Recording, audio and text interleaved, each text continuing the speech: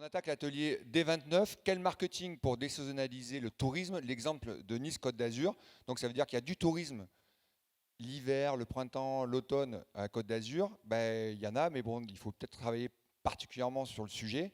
Et pour ça, ben, en fait, Loïc, que vous avez déjà vu, qui est d'accord, le directeur du CRT Provence-Alpes-Côte d'Azur, va nous présenter en fait toute la stratégie qui a été posée en place. Loïc, on a une Bien sûr, invitée. bah, je suis accompagné, en fait, vous allez voir, hein, c'est toute cette partie, le travail qui est mené par rapport à Nice, c'est bien sûr un travail qui est fait ensemble. Donc je suis accompagné de Catherine Anouilh, directrice marketing de l'Office de tourisme de Nice, bien évidemment, et on va essayer de vous présenter tout ça à deux voix.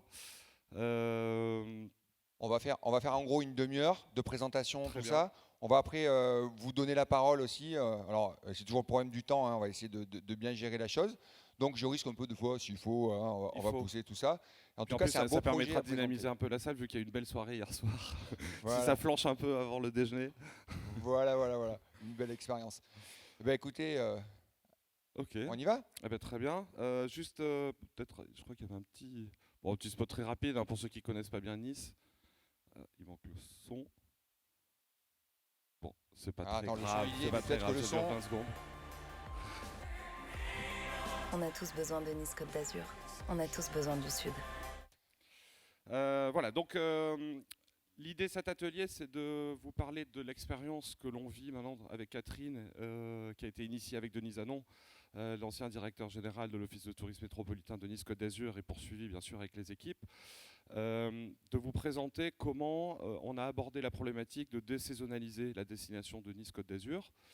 Et quand je vous parle de cette problématique d'un travail d'équipe, c'est déjà un travail de fond sur une destination qui n'est pas forcément très transposable à beaucoup de personnes qui sont dans la salle. C'est-à-dire que Nice, en préambule, hein, c'est déjà une offre qui existe en hiver, avec des hébergements ouverts, avec déjà une offre culturelle qui existe. Pour autant, c'est une fréquentation qui reste encore bien plus faible qu'en été. Donc pendant les questions, on pourra aussi répondre sur d'autres problématiques que sont comment ouvrir mon offre, comment stimuler une politique événementielle pour élargir la saison. Il y a d'ailleurs de bons exemples, je vois dans la salle, type les Tropéziens, qui sont très forts dans l'événementiel pour justement élargir les saisons. Donc on ne traitera pas forcément sur la problématique de l'offre, on va plus être sur une logique de problématique marketing et on va essayer de s'employer à vous présenter ça le mieux possible. Donc pour démarrer, la réalité de la fréquentation de notre région aujourd'hui de manière globale, avant de parler de désaisonnalisation, c'est que nous sommes la première région de France à avoir atteint notre niveau de 2019 en fréquentation, ce qui est quand même une très bonne nouvelle et qui montre aussi l'appétence des touristes à aimer notre destination Provence-Alpes-Côte d'Azur. Et puis quand on rentre dans la partie saisonnalité au niveau régional, on se rend compte de ce fabuleux pic, malgré tout, en saison estivale, hein. À gauche c'est janvier, à droite c'est décembre. Et puis quand on regarde, donc ça c'était pour la clientèle française, et quand on regarde sur la clientèle internationale, on voit que la courbe existe, même si elle est un peu plus aplatie. C'est-à-dire qu'on a une saisonnalité au niveau international qui est quand même moins marquée que sur la clientèle française, d'où l'intérêt toujours de mixer attractivité sur le marché français, mais aussi attractivité sur la partie internationale. Je Oui, pardon. rajouterais juste une petite chose. La particularité de Nice, c'est d'avoir majoritairement une clientèle étrangère qui vient toute l'année. Donc c'est un petit peu différent du reste de la région. Une forte présence d'étrangers puisqu'ils représentent plus de 55% des séjours et plus de 60% des nuitées. Très bien précisé, effectivement, par rapport à certains territoires, la différence internationale et française est largement différente. Si on reprend ces graphiques de saisonnalité, là, c'est à gauche, vous avez 2019 et à droite, vous avez 2022. Donc, bah, le monde d'après, bien sûr, n'a pas eu lieu là non plus. Donc, on retrouve une saisonnalité marquée sur l'été 2022. À noter sur la partie internationale que ce sont les barres oranges, une faible part sur l'hiver de l'année dernière, mais ce qui est logique puisqu'il y avait encore des problématiques de frontières liées à la Covid. Si on rentre après dans le détail de la saisonnalité régionale, mais qui est à peu près la même chose une nouvelle fois sur Nice, là vous avez sur ce graphique, sur les 5 dernières années, la part de juillet-août dans la fréquentation annuelle, c'est-à-dire que près du tiers de la fréquentation de l'année reste concentrée sur les 2 mois de juillet-août, même si on a vu que printemps et automne étaient assez lissés. Un dernier point de contexte sur la partie des éléments chiffrés, c'est les recettes. Avec des recettes sur une année complète qui ont progressé sur la région Provence-Alpes-Côte d'Azur de près de 30%. Là, on est en recettes en RevPAR, donc revenu par chambre, ce qui est extrêmement important. Si je vous parle de ça, c'est qu'on voit que même les autres régions qui nous suivent sont largement en dessous en termes d'évolution de prix et de taux d'occupation, ce qui veut dire qu'on est donc presque plein en plus l'été, mais on a aussi des tarifs qui sont en très forte hausse, là aussi sur l'été. Et donc, si on veut cibler des clientèles un peu différentes, nous sommes obligés aujourd'hui de travailler d'autres périodes, excusez-moi, pendant l'année pour aller capter une clientèle qui va remplir notre hôtellerie. Donc ça, on vous a présenté la saisonnalité de Nice avec la courbe bleue qui représente le taux d'occupation. On voit bien qu'il y a un pic juillet-août, mais que la saison démarre d'avril à octobre à peu près. Et un RevPAR qui est en très forte augmentation l'été, et qui reste quand même fort durant les périodes de plus faible activité. À droite de l'écran, excusez-moi, vous avez la reprise d'activité à partir de janvier 2023 pour faire le distinguo avec janvier 2022 qui subissait encore la crise du Covid. Et on voit bien que là aussi, les prix moyens ont augmenté et le RevPAR également. Voilà, donc ces éclairages sur la saisonnalité. Un point de fond aussi sur pourquoi travailler la désaisonnalisation. Donc il y a quand même 4 arguments importants qui ont animé notre réflexion et surtout la volonté de travailler sur cette thématique de désaisonnaliser Nice. Donc un meilleur amortissement des installations. Aujourd'hui, quand un hôtel est bâti, l'idée, on voit qu'on est quasiment plein l'été, c'est pas de rebâtir et de construire de nouveau en été pour avoir des établissements vides l'hiver. Donc travailler la désaisonnalisation, c'est amortir aussi les installations, notamment l'impact carbone des installations qui a été réalisé pour les créer, pour les construire, pour les maintenir. Donc d'amortir cet impact-là par une meilleure présence de la clientèle tout au long de l'année. Ça a un impact extrêmement important aussi sur les emplois. On connaît toutes les problématiques d'emploi, notamment de saisonniers. Travailler la désaisonnalisation, c'est tendre des emplois saisonniers vers des CDI à l'année, qui permet là aussi d'apporter une certaine durabilité dans l'emploi, une fidélisation du personnel et donc derrière une meilleure qualité de service en retour auprès des clients. C'est une attractivité renouvelée, on va pas mal en parler pendant ce matin. C'est aujourd'hui la problématique, on va le voir, c'est que la destination de Nice soit associée à l'été et donc que au balnéaire. Et donc travailler la désaisonnalisation, ça va être nécessairement changer cette image-là et de sauter à deux pieds, les deux pieds dans la partie hivernale, pour éviter de n'être qu'attaché à cette partie estivale. Et puis bien sûr, limiter les pics de fréquentation estivaux, puisque depuis maintenant 2 ans, nous ne faisons plus du tout de promotion sur la période estivale au niveau de la région, à l'exception des Alpes du Sud. Et donc la désaisonnalisation contribue à cela aussi. Un petit focus sur Nice en particulier. Donc sur Nice, effectivement, il faut travailler. En fait, on a profité de l'inscription UNESCO qui reconnaît l'histoire de la ville qui s'est créée par et pour le tourisme depuis plus de 200 ans. Et donc a nommé Nice en tant que ville de villégiature d'hiver de Riviera.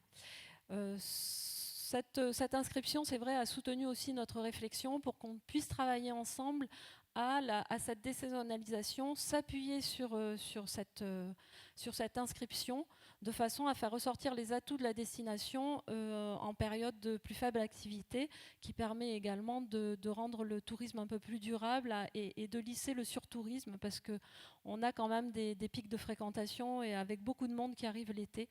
Et je pense qu'il y a un travail à faire aussi pour éviter cette sensation de surtourisme que la population pourrait avoir. Ouais, donc ça, ce sont les 3 éléments déclencheurs de la réflexion sur la désaisonnalisation de Nice.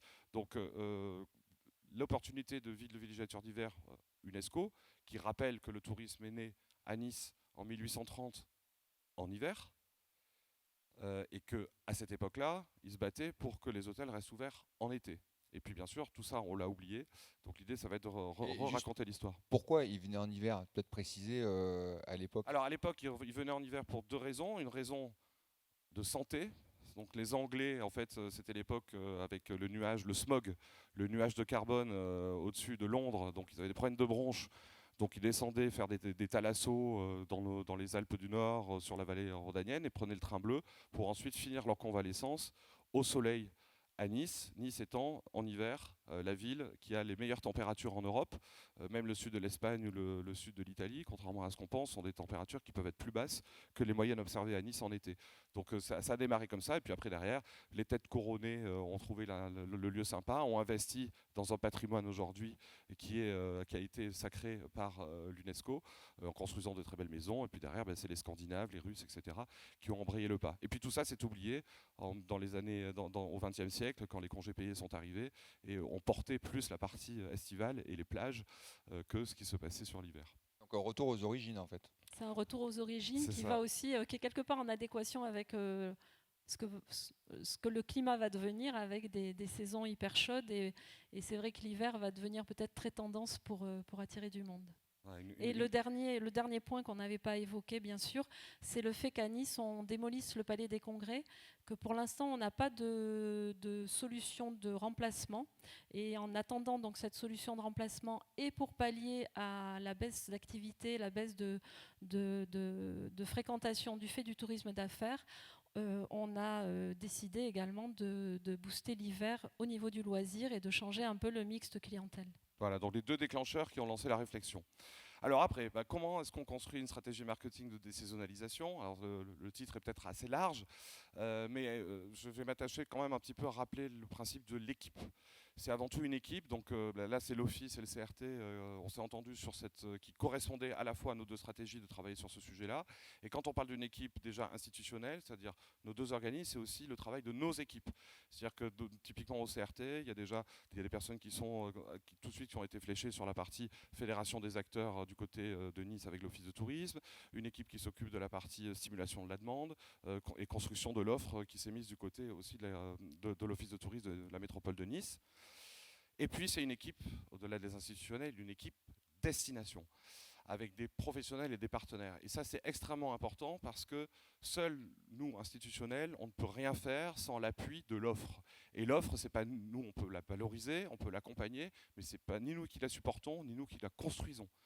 Donc dès le début, et avec notre bureau Emmanuel Ricci, là, qui est basé aussi à Nice, l'objectif a été de rassembler les grands acteurs privés et réceptifs de la destination pour travailler ensemble. Et quand je dis travailler ensemble, c'est pas juste qu'on leur présente là où on en est, dire si ça va ou si ça va pas, mais pour qu'ils impliquent, qu'ils apportent leur piquant, qu'ils apportent leurs problématiques aussi.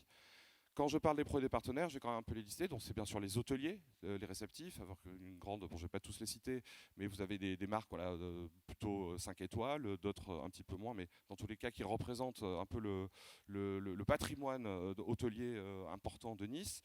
La partie restauration, on ne peut pas partir sur une désaisonnalisation sans prendre l'ensemble de la consommation du touriste que l'on va vouloir cibler.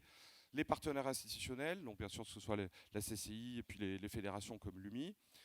Des représentants de la mairie, extrêmement important d'être connecté avec la mairie. La mairie connecte des services, elle peut accompagner sur des aménagements de rues, sur des festivals de shopping, c'est la ville de Nice qui gère aussi le carnaval, donc ça c'est important d'avoir ces partenaires. Les représentants du monde culturel, donc bien sûr la partie UNESCO, mais aussi la partie des musées, qui apportent une offre aussi, puisque les musées sont ouverts à l'année. Les agences réceptives, bien sûr, les commerces, le shopping étant un élément important de la clientèle, enfin des besoins de la clientèle, et bien sûr l'accessibilité, avec l'aéroport de Nice, Nice étant quand même assez isolé en termes d'arrivée et d'accessibilité routière comme en train. Donc l'aéroport de Nice est important aussi, même si côté carbone, c'est pas forcément l'idéal. Et ils ont tous dit ok, oui, on y va à fond la caisse, ou alors il a fallu quand même aller un peu les chercher, leur expliquer, les convaincre? Je pense qu'ils étaient quand même tous très favorables à cette démarche et ils ont tous répondu présent. Et il me semble qu'il y a même des hôtels qui ont dit mais on voudrait bien faire partie de la démarche aussi. Donc non, ils étaient favorables parce qu'ils ont conscience qu'il faut également pour eux, compte tenu des taux d'occupation d'ailleurs en novembre, décembre, janvier, ils ont vraiment besoin qu'on dynamise cette période. Parce qu'il y en a plein qui ferment à cette époque-là. aussi. Alors à Nice, l'offre n'est pas fermée. C'est l'atout de la destination. C'est une destination à l'année. Il y a des événements toute l'année et on a une fréquentation quand même assez bonne toute l'année. Maintenant, en taux d'occupation moyen, c'est vrai qu'il y a des hôtels qui souffrent plus que d'autres. Après, c'est pas forcément parce qu'ils sont intéressés par la démarche dès le début qu'ils vont assister à toutes les réunions. Donc c'est quand même un combat, pardonnez-moi le terme, mais un combat de tous les jours, de rappeler, il y a le copil d'un tel jour, il faut venir, c'est important. Et puis aussi les challenger.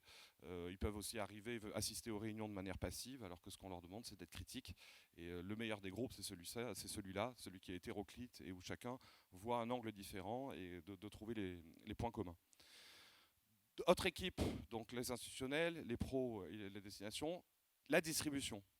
L'équipe de la distribution est essentielle et ce n'est pas forcément celle à laquelle on pense quand on parle de stratégie marketing dès le début. Souvent, on va contacter la distribution à la fin pour voir quel type de promo on peut faire. Là, la distribution a été associée et c'était une première. J'ai vu cette petite photo assez sympa où là, vous avez quasiment une bonne partie de l'intermédiation B2C européenne. Donc, vous avez tous à côté des personnes qui ne se connaissaient pas parce que c'est des gros concurrents. Vous avez Webedia, vous avez Alentour, vous avez Voyage Privé, vous avez Vente Privée, vous avez Expedia et puis SNCF Connect, bon, qui n'est pas sur la photo, je ne sais pas qu'elle la prenait. Et donc, on a fait un brief dès le début, donc, dès le début, en novembre de l'année dernière, à l'occasion d'un événement qu'on avait organisé à Nice avec une centaine de tour opérateurs du monde entier. Et l'idée, c'était de leur présenter notre problématique, de voir s'ils la partageaient. Et forcément, de leur côté, vendre une destination qui ne se vend pas forcément bien en hiver, ça les intéresse parce que ça va être des leviers de croissance pour eux aussi en termes de vente, donc en termes de marge et donc en termes de chiffre d'affaires. Au-delà de ça, associer la distribution dès le début, ce n'est pas uniquement par les plans d'action et à venir, mais c'est aussi profiter de leur data. Si je prends juste l'exemple de Voyage Privé, donc, qui est le petit du groupe voisin, basé à Aix-en-Provence, sur 200 salariés, ils sont 80 salariés que sur la data, que des personnes qui analysent la data. Et quand on leur présente notre projet, bon, derrière, bien sûr, il faut signer des non-disclosure agreements, un contrat de confidentialité. On ne passera pas aujourd'hui notamment les chiffres qu'ils nous ont envoyés. Par contre, cette donnée-là a été une donnée essentielle pour faire l'étude qu'on va vous présenter juste après. Et de manière assez spontanée, ils nous ont donné ces chiffres. Bien évidemment, on garantissait la confidentialité, de les passer les uns les autres. Mais c'est un vivier de données qui est extrêmement important et qui va animer ensuite notre réflexion. Ensuite, bien sûr, une équipe conseil. Donc là, c'est s'entourer d'un cabinet qui peut nous accompagner dans la partie justement études que l'on va donc c'est le cabinet Voltaire qui avait été choisi sur appel d'offres. Et puis enfin, quasiment pour terminer, une équipe budgétaire. C'est-à-dire dès le début du projet, il faut cibler l'ambition. Nous, l'ambition aujourd'hui avec Catherine et l'Office Tourisme de Nice, elle n'est pas sur un coup faire une campagne de com. Si c'est une campagne de com, on n'est pas dans une stratégie marketing. L'ambition, elle est sur 2 ans, sur 3 ans. On ne va pas changer l'image hivernale de Nice en une campagne de com et en une année. Ça va prendre 2 ans, ça va prendre 3 ans. Ça prendra le temps qu'il faut. Mais pour ça, il faut une ambition. Et là, vous avez typiquement un exemple de l'ambition budgétaire. C'est 2,7 millions d'euros qui sont posés sur la table pour l'hiver prochain, avec une équation importante où là on retrouve sur plus de la moitié un abondement financier des privés, donc notamment de la distribution, les outillés dont on parlait juste avant. Et puis après, une répartition territoriale, à peu près un tiers entre l'Office de tourisme de Nice, le CRT et Atout France, qui accompagne aussi la dynamique par rapport à la logique de désaisonnalisation qui correspond aussi à la stratégie de développement de la France. Donc, équipe budgétaire, ambition budgétaire qui colle aussi avec la durée et l'ambition qu'on se porte sur l'ensemble du dossier. Ensuite, c'est bien sûr un rétro-planning. Je vous en avais parlé un petit peu.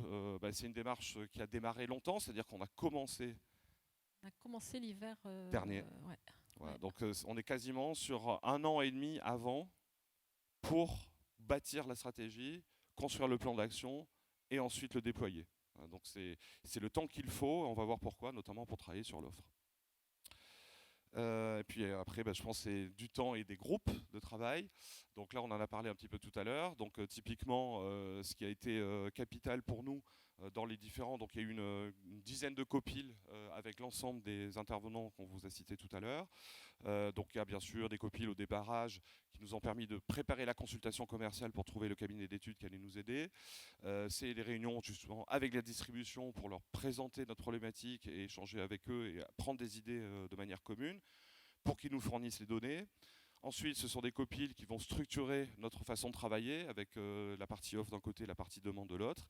Et puis après, des initiatives aussi qui sont intéressantes. On a fait intervenir sur un des derniers copiles d'autres offices de tourisme de la région qui ont été partants pour partager leur expérience de désaisonnalisation et surtout de production d'offres qui ont été construites. Je dirais que Nice a un peu le problème des riches. C'est que ça fonctionne quand même plutôt bien toute l'année et il y a peut-être eu moins de travail de fait sur une structuration de l'offre en hiver que dans d'autres destinations qui galèrent plus pour attirer du public. Donc je remercie d'ailleurs, je ne les ai pas tous vus, mais donc il y a Avignon, trois exemples complètement différents, Avignon, Saint-Rémy-de-Provence et Menton, qui chacun nous ont présenté leur best practice de production d'offres. Donc Menton, toute la dynamique est faite autour de la fête des citrons avec des offres qui sont extrêmement bien vendues pendant cette fête-là. Saint-Rémy sur des produits qui ont été faits auprès de l'intermédiation mondiale ouvert à l'année. Et puis Avignon avec une très forte présence des visites guidées, avec des chiffres d'affaires extrêmement importants sur les visites guidées autour du Palais des Papes et tout ça, pour inspirer la partie offre niçoise. Et de l'UNESCO, du coup, puisque c'était un bel exemple de commercialisation, enfin d'utilisation de l'inscription UNESCO pour promouvoir la destination. Et enfin, au-delà d'une action marketing, c'est vraiment de la gestion de projet en mode réseau, là. Ce que vous avez fait, c'est cette dynamique en fait de réseau qui fait la force, quoi. Il y a un message à faire passer là, c'est-à-dire qu'on ne fait pas juste une action, une pub et tout ça. Il y a un travail de long terme, structuré, posé, réfléchi, argumenté. Tu as complètement raison. Et ce qui est, on l'a vu un peu dans la difficulté aussi, parce que dans des projets comme ça, bien sûr, il faut le soutien des élus, il faut des soutiens budgétaires aussi. Et souvent, il fallait décoder en disant non, on n'est pas en train de faire une campagne de com. On n'est pas en train de choisir une créa. On ne cherche pas une agence créative. On cherche à bâtir une stratégie pour créer une meilleure attractivité en hiver. Et donc c'est vrai que c'est avant tout aussi le travail sur l'offre.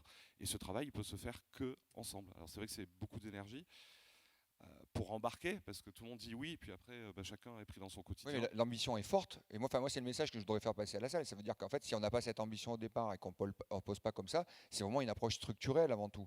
Voilà, c'est que même la com, souvent on part sur une logique de com et tout ça, mais vous êtes quand même venu vraiment sur très en amont, réfléchi et tout ça. Oui, parce que c'est aussi l'implication, le fait qu'on implique les hôteliers, c'est aussi, et les restaurateurs et tous les socioprofessionnels, les personnes qui ont participé au COPIL sont également des ambassadeurs de notre démarche et ils vont faire la promotion auprès de leurs collègues sur cette démarche pour les impliquer dans la démarche qui va être lancée là. Très bientôt. Donc pour avancer, je vais passer là sur une série de slides très rapidement, parce que l'idée c'est pas de vous montrer l'étude, le détail de l'étude qui ont été rendus et qui après vont orienter notre plan d'action, mais juste vous montrer les livrables qu'on a eus. Donc déjà le brief au départ, on revient sur l'histoire.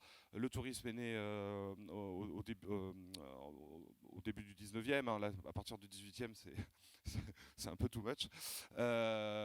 1950, une transformation de la destination comme l'ensemble des destinations françaises. Aujourd'hui, 5 millions de touristes, mais avec une saisonnalité forte, et l'opportunité, l'inscription à l'UNESCO. Donc comment réinventer la villégiature d'hiver au XXIe siècle à Nice. C'est ce qui a été proposé dans le cahier des charges. Et on devait, ce qui était demandé, il y avait deux étapes qui étaient demandées. Fournir des éléments d'analyse et de benchmark qui nous permettent ensuite d'élaborer une stratégie. Et puis après, il y avait une option de décliner ce positionnement en un plan d'action et en concept créatif. Cette deuxième étape, on n'a pas validé avec le cabinet d'études. On s'est dit qu'on était assez grand pour le faire tout seul. Alors, pas forcément la créa, mais sur le plan d'action, c'est quelque chose qui est fait aujourd'hui par nos équipes. Alors, l'étude.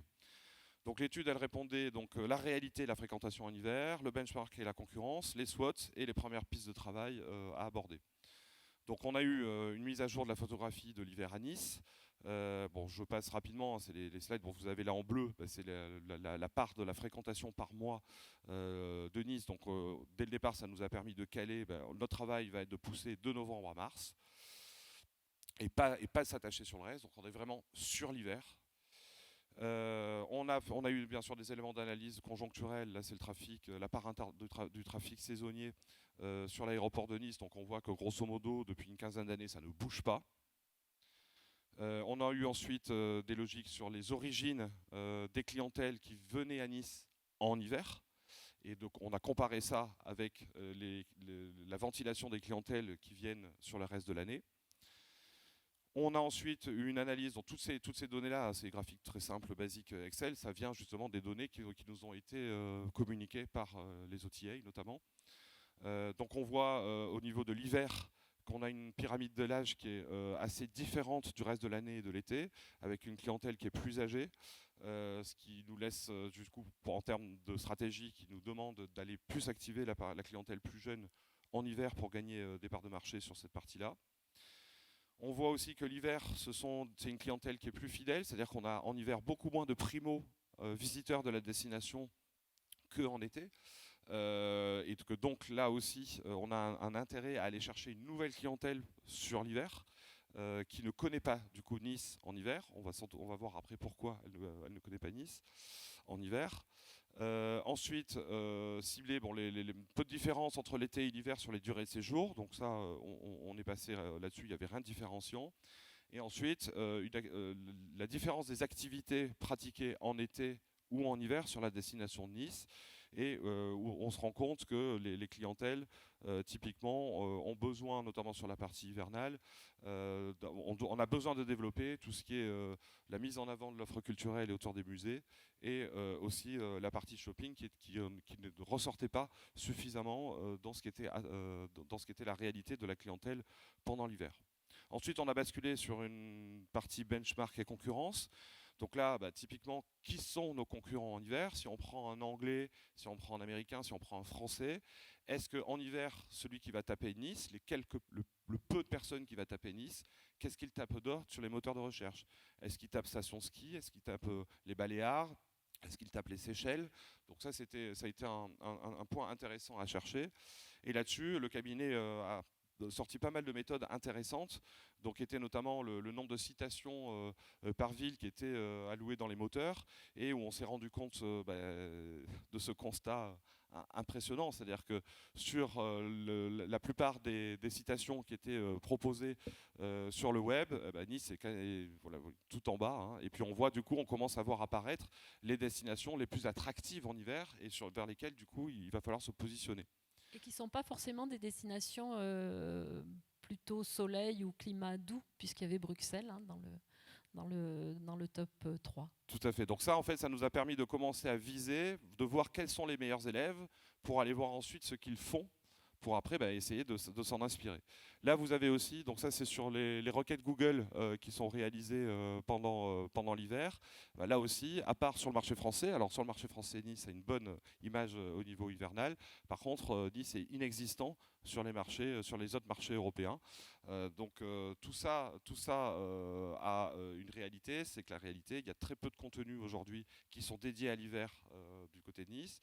Il y a eu quasiment aucune communication qui a été réalisée dédiée à l'hiver, et il n'y a pas d'offres non plus qui sont lisibles en hiver. Et c'est tous ces points-là que l'on a vu sur la concurrence. Ensuite, on a repris donc nos premiers gros concurrents, donc que ce soit sur les villes d'Europe centrale ou sur le littoral méditerranéen. Donc on a analysé Venise, Séville, Florence, Athènes, et puis aussi ensuite Copenhague, Prague, etc. Et on voit que sur ces destinations concurrentes en hiver, il y a un pic de fréquentation estivale qui est largement plus lissé. Donc ça nous aura conforté de nouveau sur le fait de travailler la désaisonnalisation et l'hiver peut potentiellement aider aussi à lisser l'été. Voilà, je vous passe les détails. Donc là, après, à chaque fois, il y a une étude sur chacune de ces villes concurrentes où on a mis en exergue les points forts qu'ils avaient, que ce soit en termes d'événementiel, que ce soit en termes de promotion, que ce soit en termes d'offres touristiques au sens large, et puis en termes aussi de mise en scène de parcours, de circuits. Et tout ça va inspirer notre dynamique. Donc on a vu dans des points communs à toutes ces destinations concurrentes, des points communs avec une politique tarifaire qui était assez agressive en hiver et qui était assumée, c'est-à-dire qu'elle était promue, des campagnes spécifiques sur la saison hiver qui mettaient en avant le pourquoi venir en hiver chez eux, Et puis ensuite, bien sûr, une partie aussi intéressante qui pouvait cibler les jeunes résidents des villes qui étaient connectés à eux, que ce soit facilement, que ce soit en train ou en avion de proximité. De tout ça, on est arrivé sur un SWOT que je vais passer rapidement. Bien sûr, ça vous connaissez tous, hein, les forces et faiblesses, opportunités, menaces. Et puis, donc, avec tout ça, on est arrivé sur 3 pistes de travail. Oui, donc on a identifié bien sûr la force du carnaval, qui est une manifestation d'hiver qui avait d'ailleurs été créée pour les hivernants qui venaient au 18e, 19e siècle.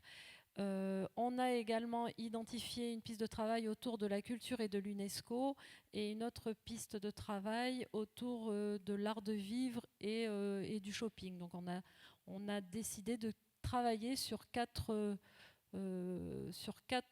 secteurs pour développer une offre sur ces 4 éléments que je viens de citer. Donc là-dessus, on a pris ces thématiques-là, on les a analysées sur la partie destination. Donc typiquement, si on voit le carnaval, il n'a absolument aucun impact sur la clientèle internationale, ce qui veut dire qu'il a très peu de notoriété. Donc derrière, on est allé voir ce que faisait Rio et ce que faisait Venise. Nous étions d'ailleurs avec le président de l'Office de tourisme de Nice il y a quelques jours à Rio pour rencontrer justement la mairie et Rio Tour qui organise le carnaval de Rio pour savoir comment est-ce qu'ils commercialisaient à l'international le carnaval, notamment avec une production de produits VIP à haute valeur ajoutée, avec un objectif de remplir les 4 et 5 étoiles, ce qui est typiquement un des objectifs pour nous de transformer le carnaval de Nice sur cette logique-là. Et ce qui est intéressant, c'est que Rio de Janeiro, que tout le monde connaît et qui est, je pense, dans l'imaginaire de tout le monde, le premier carnaval au monde, n'a que 10% de clientèle étrangère. Donc il y a quand même des réflexions à mener et des idées à prendre chez eux, mais après aller faire une commercialisation plus large de façon à attirer la clientèle européenne. Et puis ensuite, des grosses différences. Donc Nice, 60% de TO, donc de taux d'occupation des hôtels pendant la période du carnaval. Et puis on est à 90-95% pour Venise, 90% pour Rio de Janeiro. Donc là, on a une très grosse marge de progrès.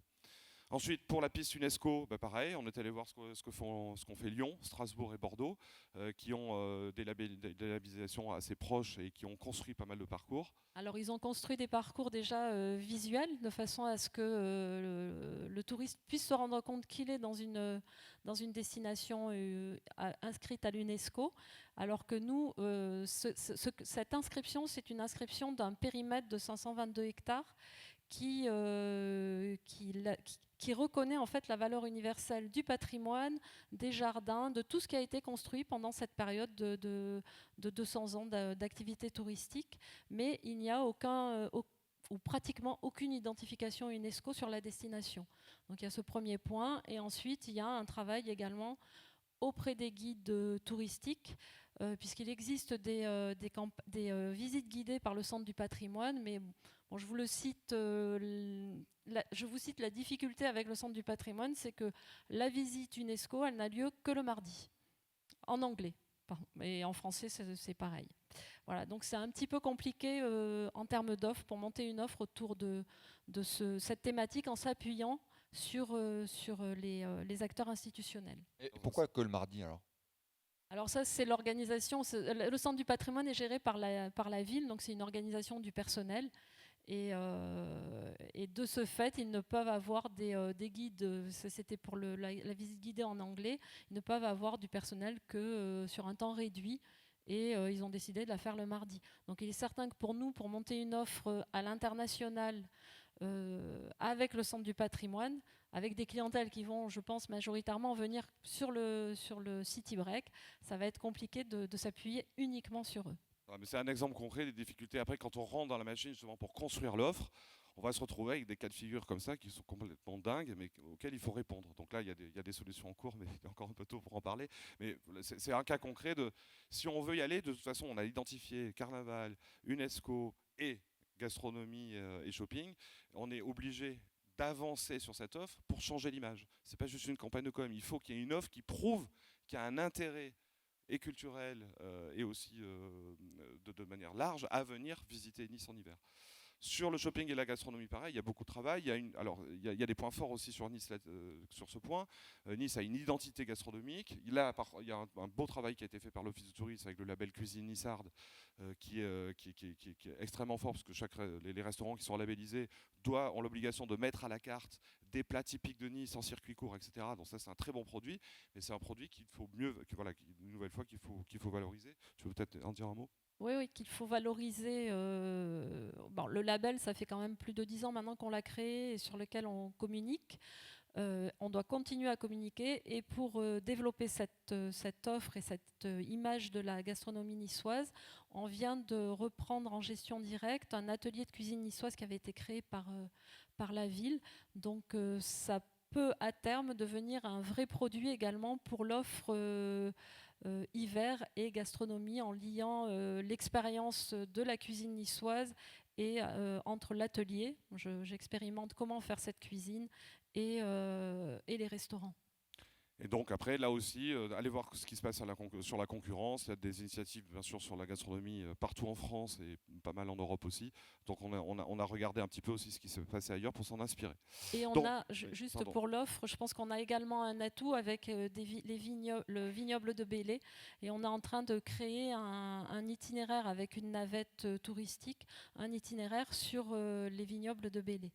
Donc ça également, ça pourra être un produit pour l'hiver, pour compléter l'offre gastronomie cuisine niçoise. Voilà, donc on a fait l'analyse, on en a déterminé les priorités, des priorités, on a déterminé les offres à construire, et on se retrouve avec un peu le canevas que vous avez là, du résumé de l'offre à produire pour devenir plus attractif en hiver, avec un peu le carnaval dans son centre, parce que le carnaval peut être un déclencheur en termes de com extrêmement intéressant, si derrière il y a des produits qui gravitent autour, et que une clientèle qui va venir en hiver autour du carnaval puisse faire bien sûr autre chose, avec là aussi des possibilités de créer un festival du shopping avec une animation qui est réalisée par la ville. Voilà, après des idées, il y en a beaucoup aujourd'hui. Ça peut être des tapis rouges devant les boutiques, des remises de X ou Y portées de manière globale. On a des rapprochements importants avec les Galeries Lafayette, avec les associations de shopping, etc. Donc voilà, tout ça maintenant se met en place pour que l'offre soit prête prochainement.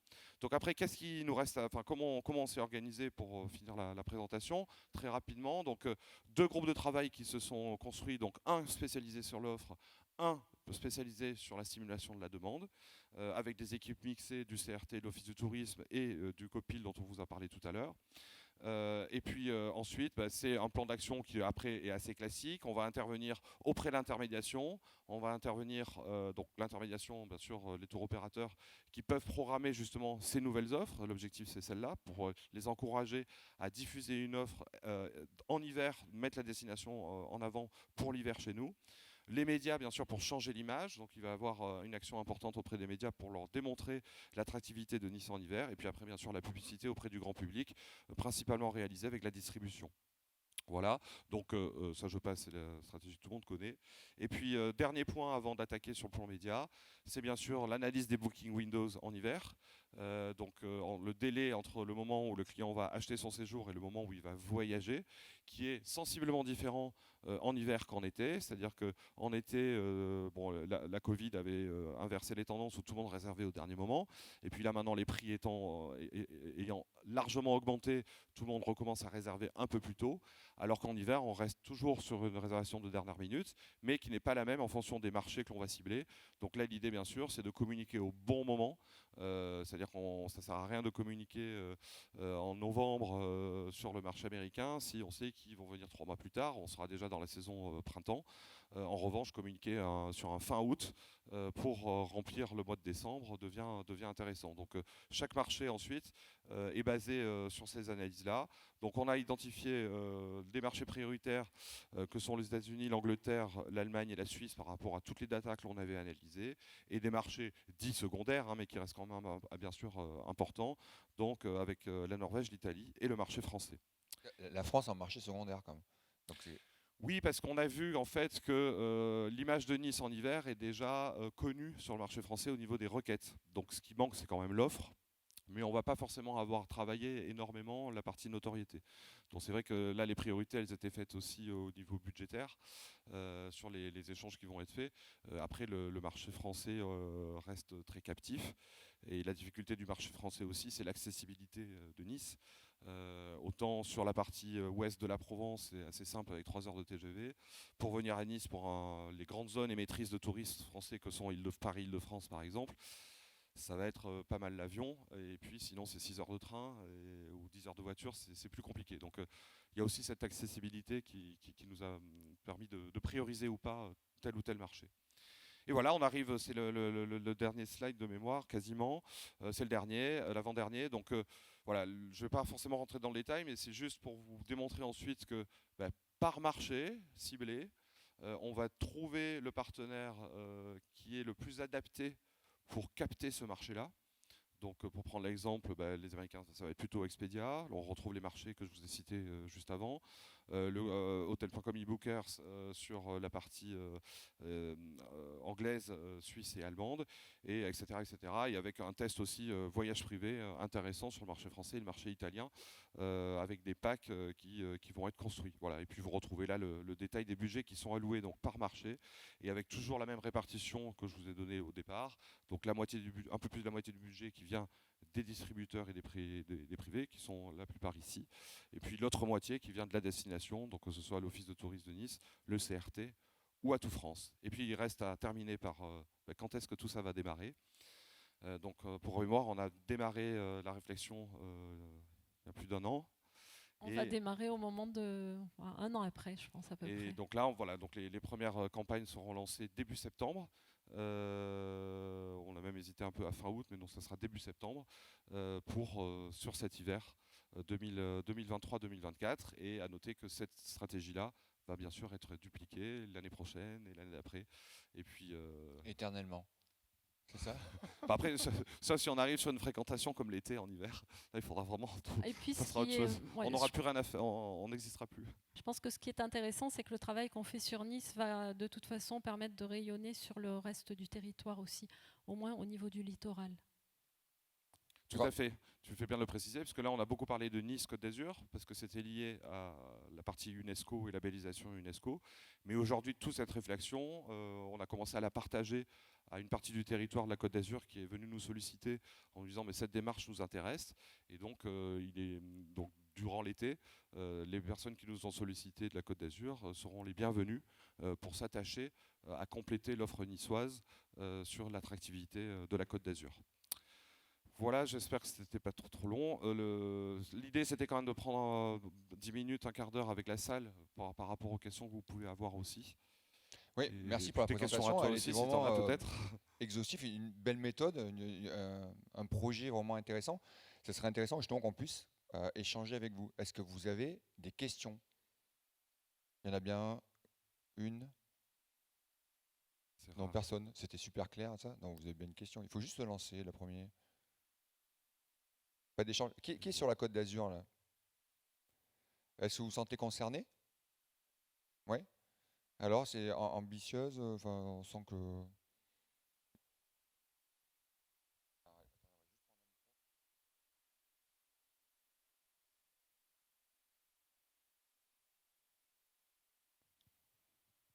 Parce que finalement, c'est Nice, et comme vous disiez, toute la côte.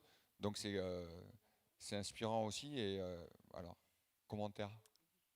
Bonjour, Doriane de Saint-Raphaël, Office de tourisme. Oui, c'est très inspirant pour nous qui sommes également concernés par le souci de la désaisonnalisation. Donc du coup, et je pense, comme vous dites, que ça va rayonner sur nous également, puisque du fait de la proximité de nos destinations, et voilà. Il est certain que quand on présente l'offre de Nice, on parle du reste. Et le reste, ça peut être large, hein, ça peut être Saint-Raphaël. Et de plus, vous pourriez être impliqué, après c'est le CRT qui va gérer la fédération de tous les acteurs, mais vous pourrez être impliqué à terme sur ces campagnes.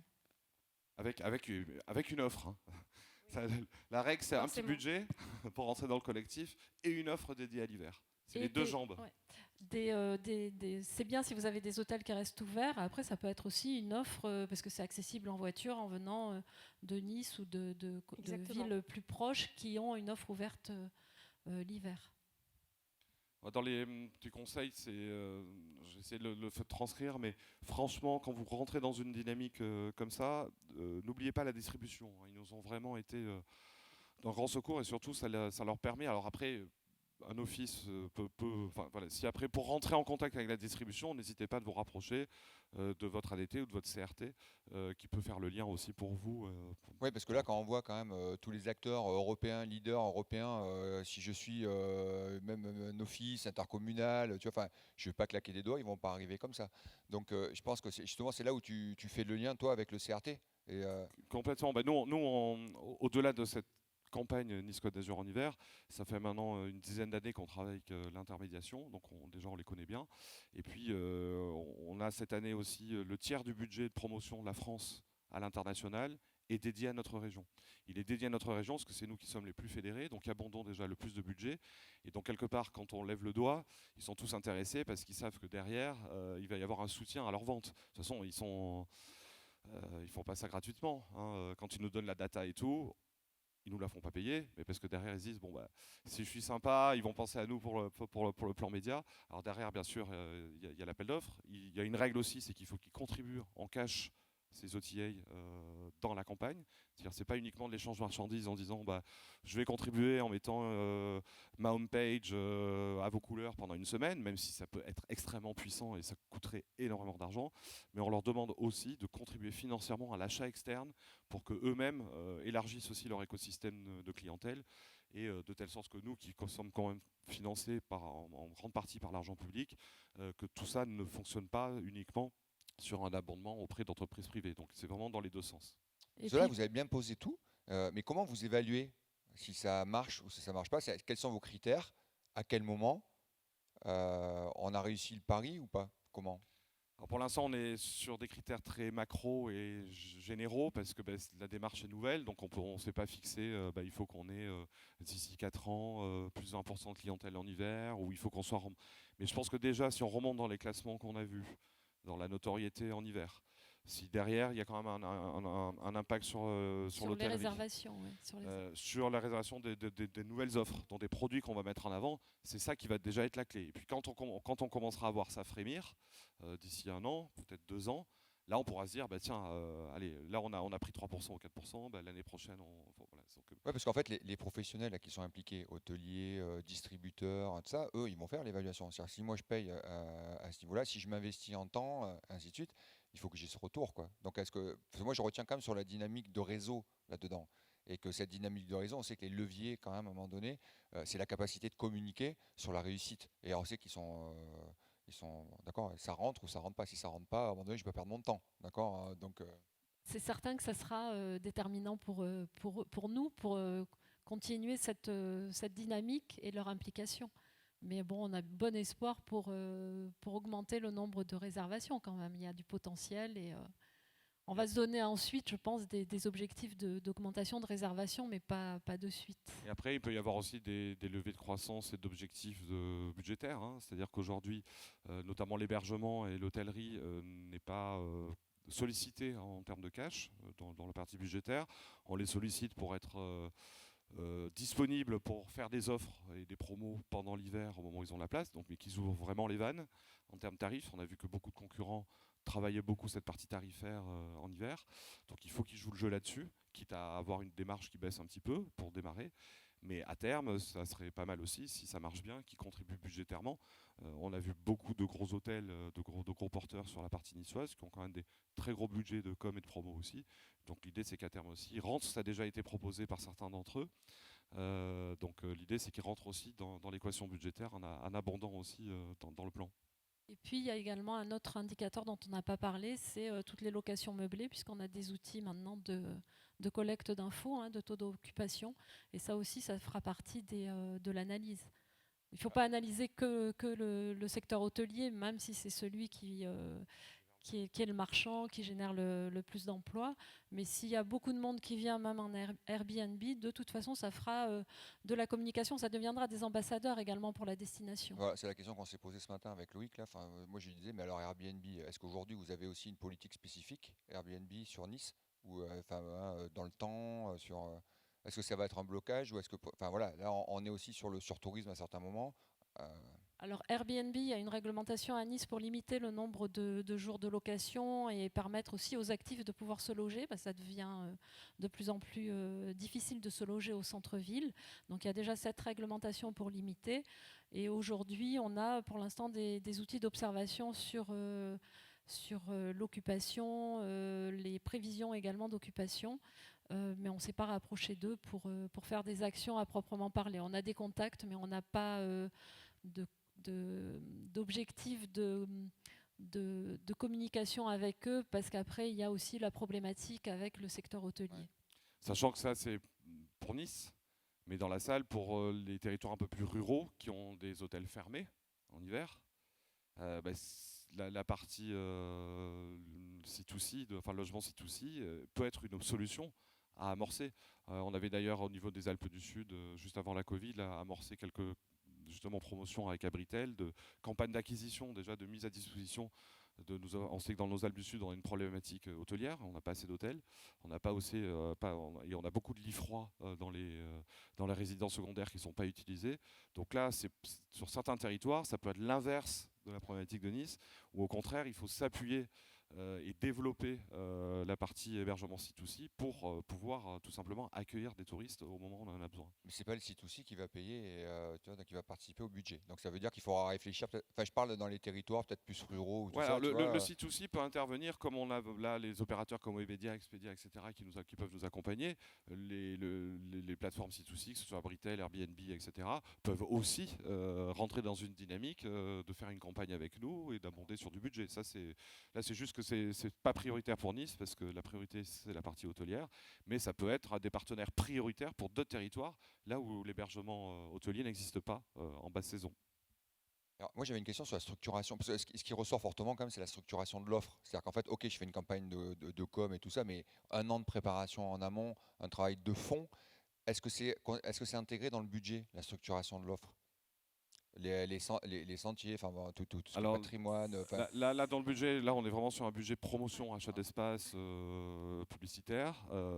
La partie structuration de l'offre, on a vu, si c'est autour du shopping, ça va sans doute être la mairie qui va aussi s'impliquer budgétairement pour faire des aménagements. Au niveau du carnaval, la production, ça va être aussi le carnaval, enfin fait des recettes aussi, donc il y a des investissements qui sont faits. Et puis il y a aussi le travail de l'office de tourisme cette fois-ci. Mais là, c'est du travail en interne qu'on fait, hein, c'est du temps homme.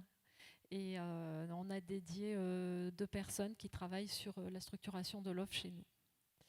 C'est pas une révolution dans l'office du tourisme de Nice, mais par contre c'est un projet majeur quand même sur le. C'est un projet essentiel en ce sens qu'on souhaite vraiment développer la fréquentation en hiver. Donc pour nous, c'est un projet majeur pour les développements futurs de la destination. Mais 2 personnes que sur Nice, ou indirectement il y a un peu plus de personnes concernées quand même, non 2 personnes dans le service qui s'occupent de ça, et il y a 2 personnes dédiées sur ce projet. Et ensuite, on impliquera d'autres personnes. On a un groupe de travail communication pour toute la partie com. D'accord. Moi, je propose que je relance un peu dans la salle. Il n'y a personne qui a une question encore Ah, voilà. Là-bas. Levez le doigt. Bonjour, le petit poussé de la commune limitrophe Nice-Côte d'Azur. Vous n'avez absolument pas parlé de l'interaction avec les stations de ski en hiver qui sont sur la métropole et qui, pour eux, ont cette fréquentation haute en hiver. Et comment se joue ce jeu-là pour Nice-Côte d'Azur, les stations de ski? Bon, les stations de ski font l'objet d'un plan de communication à part, hein, et d'actions de promotion ciblées avec la marque Alpes. D'ailleurs, on travaille avec le CRT.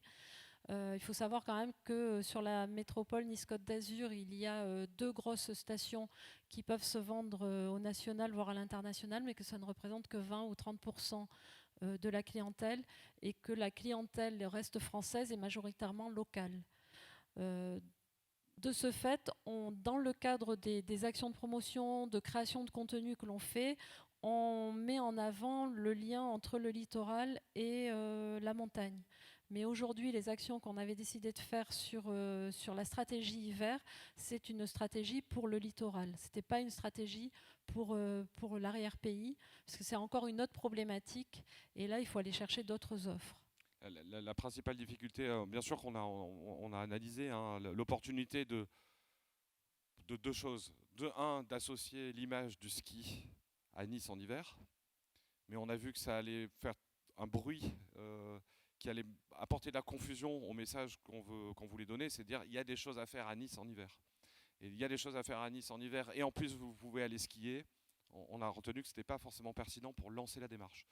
Le deuxième point, ça ne veut pas dire que ça ne sera pas un atout de demain. Et le deuxième point aussi, c'est que dans nos stations des Alpes du Sud, Catherine l'a dit, il y a très peu d'offres. En hébergement, il n'y a quasiment pas d'hôtels. Alors il y en a qui sont en construction, il y a une montée en gamme, mais on est principalement sur la résidence secondaire et avec très peu d'offres d'hébergement. Donc c'est vrai que c'est... Alors après que le ski devienne une activité hiver qu'on peut pratiquer à Nice en partant faire un aller-retour journée, c'est tout à fait possible. En plus, il y a des passes transports qui vont arriver, qui vont pouvoir faciliter la diffusion des touristes là-dedans, enfin sur ces secteurs. Mais c'est vrai que ce n'était pas forcément prioritaire au départ. Il y avait une autre question. Notre question en bas, Et, l'Occitanie, au milieu et en haut. l'Hérault. Oui, bonjour. Ben, moi, je viens d'une destination qui est beaucoup plus récente en tourisme, puisqu'elle est le fruit des 30 glorieuses. C'est la mission Racine sur le littoral languedocien, dont nous avons un ADN totalement estival. Mais on a fait la même analyse. L'été, il n'est pas nécessaire de marketer. Par contre, peut-être que l'enjeu, c'est l'hiver. Et donc, je vous remercie d'abord de cette présentation extrêmement riche, et je vous félicite d'ailleurs aussi de cette collaboration. C'est bon signe sur les capacités qui sont les nôtres à mobiliser nos projets. Donc nous avons aussi lancé l'hiver comme étant au centre même de notre marketing. Et je voudrais compléter ce que vous avez donné, parce qu'on pourrait dire, oui, Nice, l'été, l'hiver. Mais je pense que l'hiver, sur une destination d'été, c'est du branding.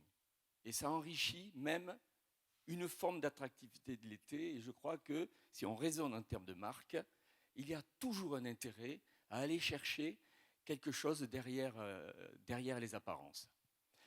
Et puis, ça rejoint aussi peut-être, vous le savez, une préoccupation nationale au sein du pôle littoral.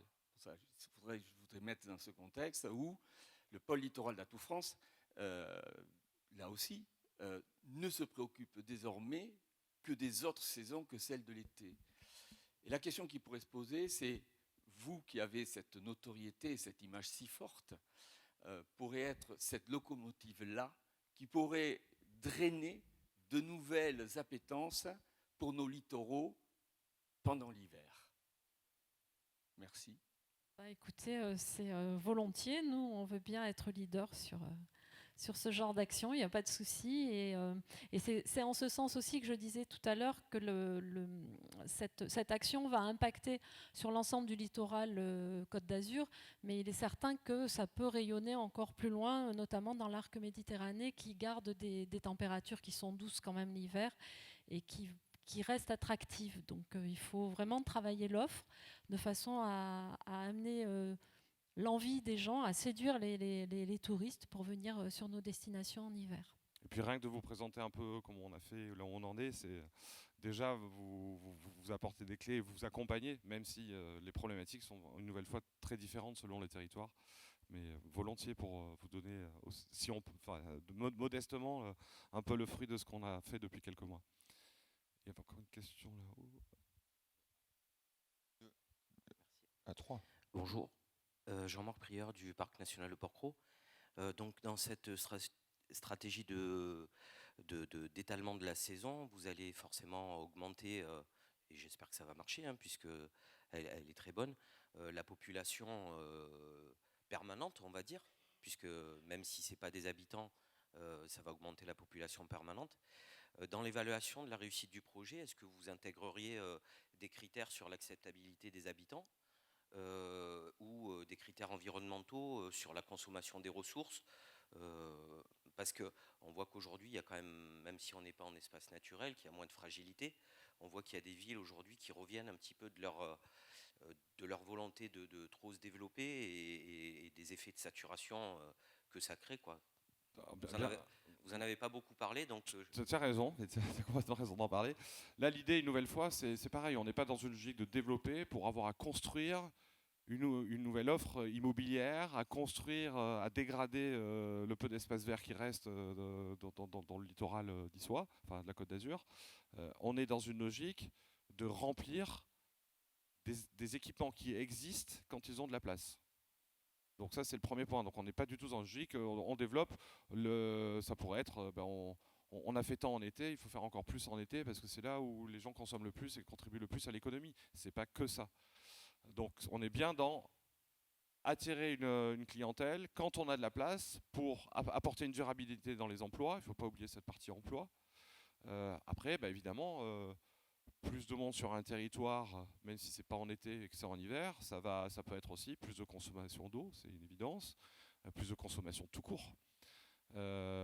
Aujourd'hui, on en parlait un petit peu hier sur une conférence, la difficulté c'est qu'on n'a pas suffisamment de données partagées sur des critères qui sont comparables sur la réelle consommation. Il y a un très grand débat depuis un mois en Espagne,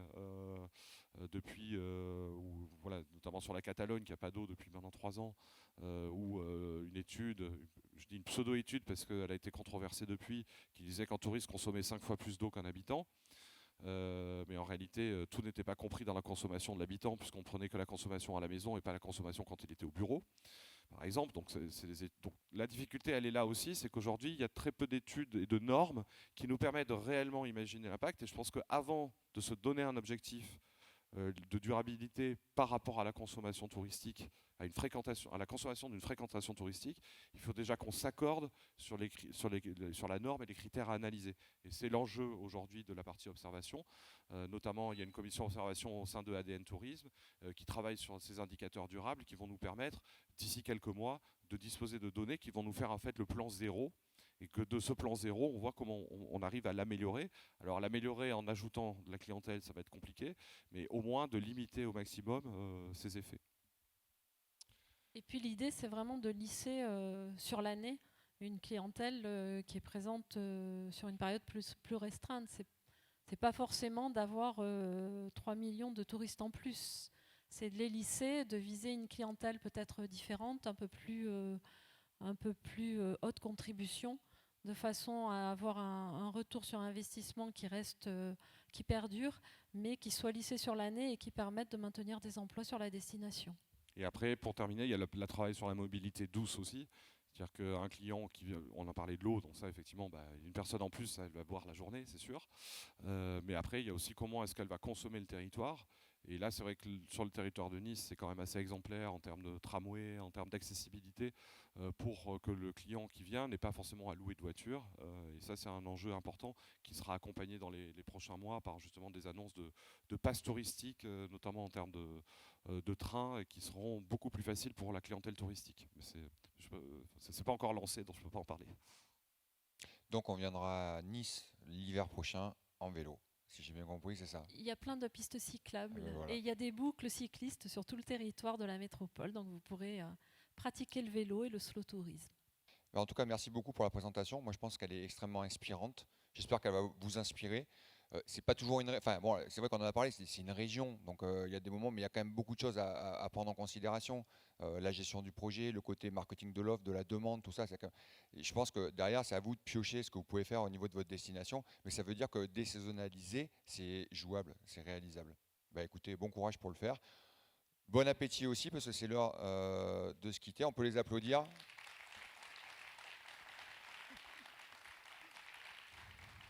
Merci à vous. Et voilà, juste un conseil, désaisonnaliser, c'est pas qu'une campagne de com. Voilà.